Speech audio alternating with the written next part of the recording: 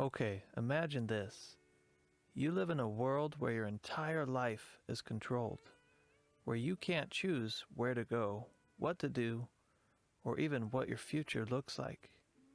And instead of accepting that, you decide, no, I'm out. Not only do you escape, you go back again and again, risking your life over and over, not for glory, not for fame, but for freedom. And the wildest part, you never lose a single passenger. It's the American South before the Civil War. Slavery is the law, fear is the weapon, and escaping, yeah, that's basically playing real-life stealth mode on the highest difficulty while the enemy has dogs, guns, and the law on their side. Harriet Tubman is born into all this. Violence, exhaustion, and a system designed to break spirits before they grow. But Harriet, even as a kid, she's got this fierce sense of right and wrong. She's small, she's quiet, but she's stubborn like a brick wall. A head injury from protecting another enslaved man, it leaves her with lifelong pain and visions she describes as messages from God. Most people would see that as a reason to slow down.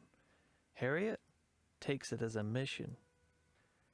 And when the opportunity comes, she doesn't hesitate. She bolts north, alone, traveling by night, with nothing but determination and a mental map built from whispers. And as soon as she's free, she decides freedom isn't enough.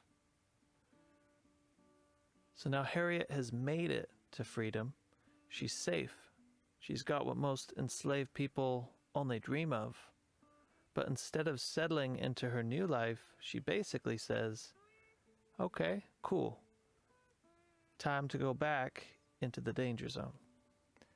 And she does, over a dozen times. She becomes a conductor on the Underground Railroad, guiding people through forests, swamps, and back roads, traveling at night, avoiding slave catchers with rewards on her head that climbed higher and higher every year. Her rules are simple. Keep moving and trust no one. And if fear hits, too bad, we're not turning back.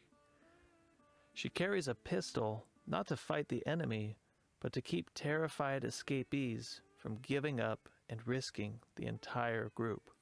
Imagine that kind of responsibility. Imagine that kind of courage. And this isn't even the part where she becomes a spy.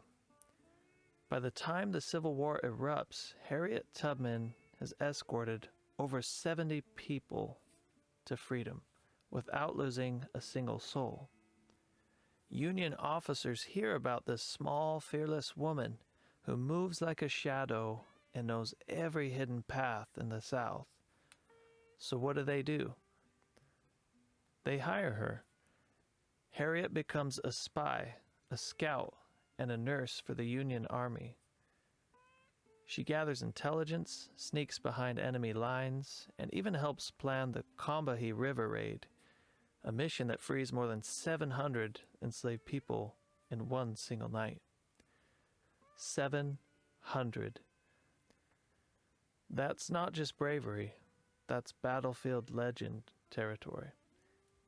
But even after the war, freedom doesn't magically fix Harriet's life. She faces poverty, illness, and a country that praises her bravery, but rarely pays her for it. She fights for veterans' benefits. She fights for women's suffrage.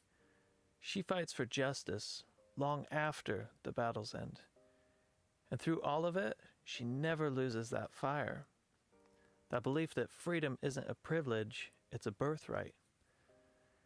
And she keeps fighting until the very end. Harriet Tubman dies surrounded by people she helped, loved, and inspired. A quiet end for a woman who spent her life outrunning fear. Today, she's a symbol of courage, a symbol of resistance, a reminder that one person, one determined, relentless, unstoppable person, can change the course of history. She didn't have power, she didn't have protection. All she had was conviction, grit, and the willingness to risk everything for others.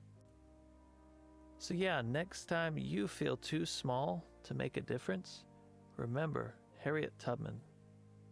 She didn't just escape her chains, she broke them. And then she handed the key to everyone else she could. So what would you risk to fight for your freedom?